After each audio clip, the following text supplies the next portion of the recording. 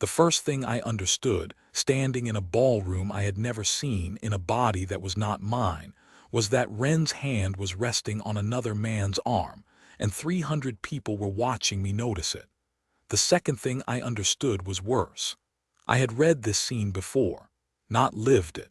Read it on my phone on a train, more nights than I'd ever admit out loud. A web novel called The Last Vase, about a family so rich they treated marriages like real estate deals, and a fiancé so forgettable the author killed him off by chapter 3 to clear the page for someone better. I used to skip his chapters. I never thought I'd be standing in one, and I definitely never thought his hands would be shaking the exact way mine were shaking now. I looked down at those hands. They weren't the hands I'd gone to sleep with.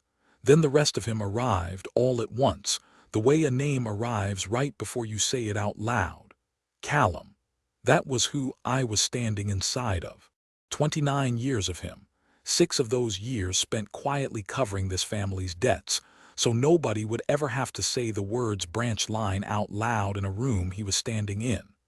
One memory came up sharper than the rest, from only a few nights ago. Ren, alone with him in a hallway, her mouth open like she was about to say something that mattered, and then closing it again, and saying instead that the seating chart for tonight had changed. He'd thanked her for telling him. He always thanked people for the smallest things. I understood, standing in his skin, exactly why she hadn't finished the real sentence, and exactly why he'd never once asked her to. Another memory, older. The roof of the branch-line house caving in one wet winter, and Callum paying for the repair himself, quietly, through a cousin, so nobody at the main house would have to know the branch line couldn't cover its own leaks. Nobody at the main house ever did know. That was 6 years of memories, stacked one on top of the other, all built the same way, money going out, thanks never quite coming back, and Callum calling that a fair trade because it was the only trade he'd ever been offered. An old man in house colors caught the edge of my sleeve as I turned, a servant's reflex, steadying a tray I hadn't noticed I'd nearly knocked into him. "Careful there, young," he stopped.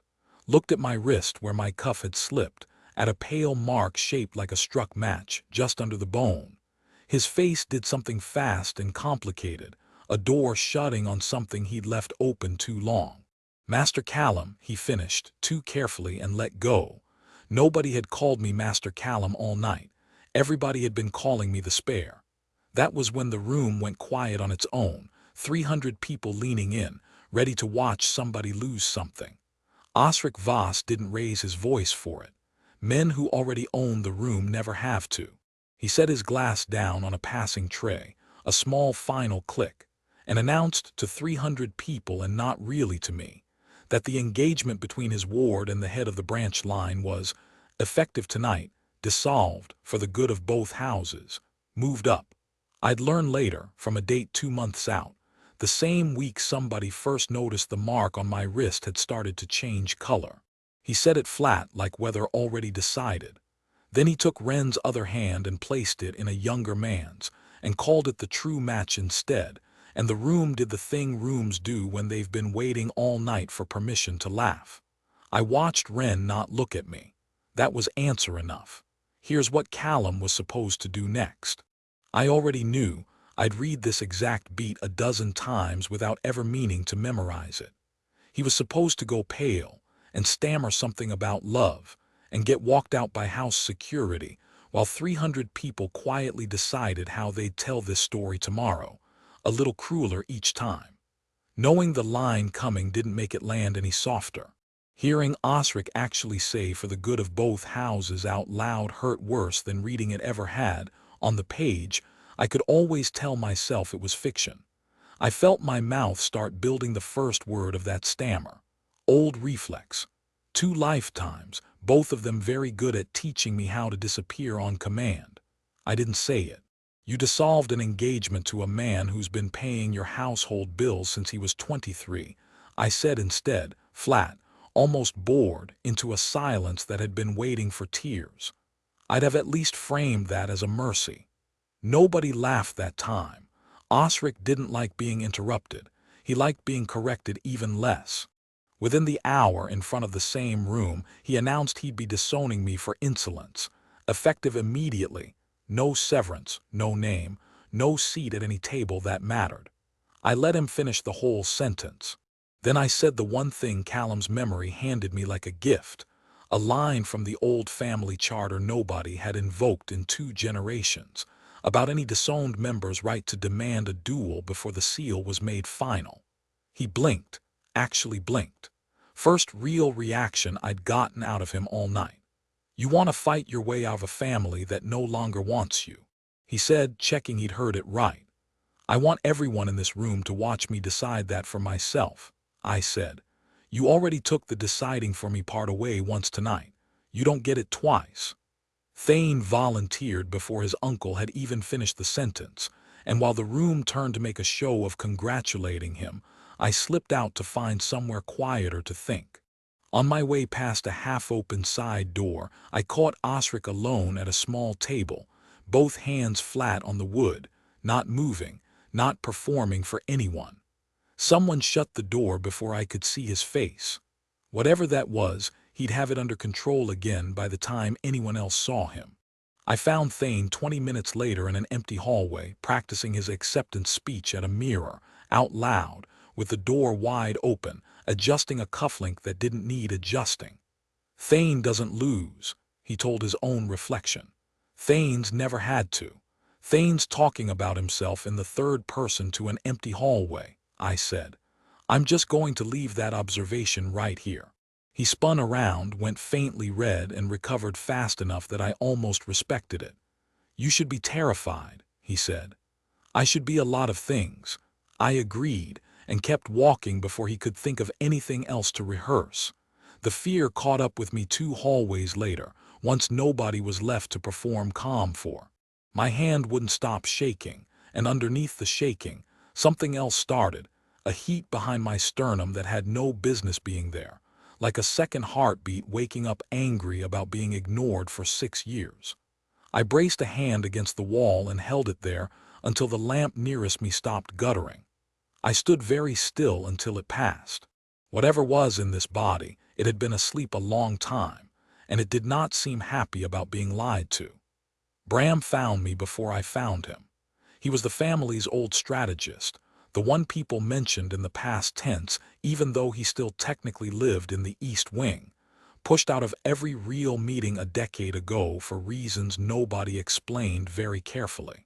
He looked at my wrist first, same as the old servant had, and didn't bother pretending otherwise. "Your father didn't die of a weak heart," he said, no greeting, closing the door behind him first. "I wrote that report myself. I lied in it. I've spent 10 years being the only person alive who knows I lied." He sat down heavily when he said it, like the sentence weighed more coming out than it had going in for 10 years. I asked him what actually happened. He told me plainly that my father's power had woken up once badly in front of the wrong people, and that Osric had made a decision that same week. Quiet enough that Bram had only ever half proven it. Loud enough that Bram had lost every scrap of influence he had for asking too many questions about it anyway. "I told myself I was protecting you," he said. "Keeping quiet, staying close, being useful in the small ways they still let me be useful. 10 years of telling myself that." His hands weren't steady on the arm of the chair. It was never protection. It was just fear, wearing a nicer word. 20 years, Bram said, and I never found the nerve to tell the one person who deserved to know. "You're telling me now. You're the first version of you who didn't collapse tonight," he said. "I'm an old man. I don't get many chances to matter twice." Osric moved fast once he understood I wasn't going to break the easy way. Within 2 days, he'd brought Wren's family in to formally back Thane's side of the duel, and hired a professional named Verk to make sure the outcome looked less like a family argument and more like a verdict nobody could appeal. I met Verk exactly once before the duel, in the training yard, where he watched me run a single practice form and wrote something on a small pad without saying a word. Professionals are like that. They don't perform for you, they just take notes and leave. Bram trained with me most evenings after that. Neither of us pretended it was really about the footwork. "You still apologize before you strike," he said, on the third night not unkindly. "Watch." He tapped my shoulder with the flat of a practice blade, and I felt my own mouth start to form sorry before the sting had even landed. "I've had a lot of practice," I said. "So unlearn it," he said. "One rep at a time." It wasn't comfort. It was the only useful thing he had left to give me, and he gave it anyway every night without once mentioning that's what he was doing. Thane, meanwhile, trained in the main yard with the doors open and a small crowd of cousins watching, narrating his own footwork out loud between exchanges. "Thane's faster this week," he told nobody in particular, and the cousins applauded like he'd said something. Bram watched exactly one round of it over my shoulder, unimpressed. "He's louder than he is fast," he said. "Write that down somewhere. It'll matter in a week." The night before the duel, I couldn't sleep, and somewhere around 2 in the morning I caught myself standing in front of a mirror in Callum's old room, rehearsing an apology to Osric. Something about how he'd misunderstood, how I hadn't meant to be difficult, how we could still call the whole thing off if that would be easier for everyone. I heard myself say the word everyone and stopped. Everyone had never once included me. 6 years of covered bills and I'd never been everyone. I'd been the exception everyone quietly agreed to tolerate. I put my hand flat against the cold glass and made myself actually look at what was standing there. Not Callum, not the old me either. Just a man who'd spent 2 lifetimes making himself small enough that nobody would ever have a reason to leave, and had never once stopped to check whether it worked. It hadn't worked. Not once. Not in either life. That was the state I was in when I remembered the door. Every servant in this house called it broken, a locked door at the end of the west corridor that hadn't opened for anyone in 20 years, not for several very expensive locksmiths, not for anyone. I went to it anyway at 2 in the morning, because I had nothing left to lose by trying and every reason in the world to want it to open for someone once. It opened for me. No ceremony, no light show. Just a click like it had been waiting. Inside was a room somebody had sealed in a hurry and never come back to, a coat still hung on a hook, a half-finished letter on a desk, dust over everything except a small wooden box that looked recently touched. My father's handwriting was on the letter. My birthmark, the struck-match shape on my wrist, was drawn crudely on the last page, next to one line. "If you're reading this, it finally woke up in someone." I stood in that room a long time. I picked up the coat once and put it back exactly where it had hung, out of some instinct I didn't examine too closely. Then I sat down at the desk that had been my father's, in a chair nobody had sat in for 20 years, and let myself feel the whole shape of what this family had actually cost. Not just him, not just me, both of us, the same debt collected twice. Then I did the one thing Callum had never once let himself do in 6 years of managing this family's opinion of him.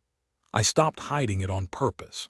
The duel was held at noon, in the same courtyard where every disowning in this family's history had been made official, in front of every branch of every family Osric had thought to invite as witnesses. Thane came out fast and confident. He'd never once had to find out what happens when he's wrong, and it showed in every move he made. I let him spend that confidence for the first minute, taking the hits I needed to take, learning the shape of him instead of the shape of the fight everyone expected. My knuckles split against his guard somewhere in the middle of it. This body already knew how to keep moving through that. It wasn't the first time it had bled and decided the bleeding could wait. Somewhere in the second minute, I landed a clean hit and felt the old word rise up in my throat on reflex, sorry, already halfway out, aimed at the man trying to have me disowned. I swallowed it whole instead and hit him again. Then the heat behind my sternum stopped waiting for permission. It arrived like waking all the way up after 29 years of being half asleep. My next block landed harder than it should have. The ground took the impact instead of my arm, and for one full second the entire courtyard went silent, 300 people understanding, all at once, exactly what they were looking at. Thane's confidence left his face like water leaving a cracked glass. He came at me twice more anyway, faster, sloppier. The way a man fights when the plan he memorized has stopped matching what's actually happening in front of him. I sidestepped the first swing and let the second one spend itself on air, and somewhere behind me I heard one of his own cousins stop applauding mid-clap. Verk watched one more exchange from the edge of the yard, closed his little pad without writing anything else down, and left before the match even finished. Whatever they were paying him, it clearly wasn't enough for this. Thane fought 2 more exchanges out of pure stubbornness, went down a 3rd time, and this time he stayed on the ground long enough that even his own family stopped waiting for him to get back up on his own. Thane doesn't lose. Somebody in the crowd repeated, and somebody else laughed, and this time the laugh wasn't aimed at me. Bram stepped into the courtyard before Osric could call the match and move everyone along to whatever version of this story he'd already started rehearsing. He read the report out loud. The real one this time. The one he'd kept locked in a drawer for 10 years. The account of a brother's power waking up badly, and a decision made that same week. Quiet enough to survive 20 years, not quiet enough to survive being read aloud in front of the people whose respect Osric had spent his whole life protecting. Osric's hand, still all afternoon, found the edge of his own sleeve and straightened it once, though nothing about it was crooked. He did that, I'd learned, right before something cost him. That report was written under duress, Osric said too fast to a courtyard that had already stopped believing him. I wrote it, Bram said. There was no duress. There was only me being a coward for 10 years. For a moment Osric's mouth opened around a word that never quite made it out, his brother's name, I was almost sure, the one nobody in this family had said out loud in 20 years. He closed his mouth over it instead. Nobody laughed at that. Osric didn't say anything else. For a man who'd never once raised his voice in 20 years of running this family, the silence he chose now was its own confession. Wren found me once the crowd had thinned enough that she could cross the courtyard without an audience deciding what it meant. I didn't know, she said, about any of it. I picked the sure thing. I always pick the sure thing. She looked, for the first time all week, like she meant something she was saying instead of rehearsing it. I'm asking if there's still a version of this where I didn't ruin it. I thought about 6 years of covered bills, and a hand that hadn't reached for mine in a room full of people, and a warning she could have given me at any point before tonight and chose, every time, not to. You almost told me once, I said. The night before the gala, you had something in your mouth and you swallowed it and asked about the seating chart instead. She didn't deny it. There isn't a version where you didn't ruin it, I said. Not cruel, just true. I hope the next sure thing works out better for you. She nodded, like she'd expected the answer and needed to hear it said anyway, and let me go. Osric offered me everything 2 days later, in a much smaller room than the courtyard. The branch line's full title restored, the estate, and if I wanted it, his own resignation as head of the family, effective that afternoon. He said it like a man settling a debt he'd rather not itemize out loud. I could have taken all of it. Some part of Callum's old training, the part that had spent 6 years being underestimated on purpose, wanted to. I told him I'd take back my father's title and what was actually mine and nothing else. Not his house, not his ruin dressed up as justice.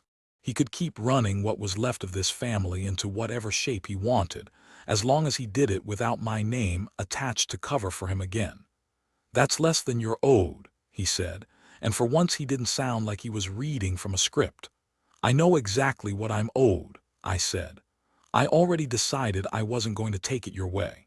3 weeks later I ate dinner at a small table in the East Wing with Bram. No witnesses, no seating chart, nobody watching to decide what either of us meant by anything. You could have taken the whole estate, he said, not for the first time this week. I'd have understood. I know, I said. I didn't want to run this family. I wanted to stop apologizing for being part of it. He grunted, which from Bram was close to approval, and asked whether I was planning to fix the roof on the old branch line house myself again, or whether I'd finally learned to let someone else pay for something once in a while. Working on it, I said. Slowly, he said. Slowly, I agreed. He pushed a second plate across the table without asking if I wanted it. Neither of us was keeping score anymore. I took it. I didn't apologize for being hungry. That was the whole ending. No speech, no crowd, no last look back at the ballroom where all of this started. Just a man who'd spent 2 lifetimes making himself small enough to keep, finally taking a second plate because he wanted one, and nobody in the room finding that strange at all.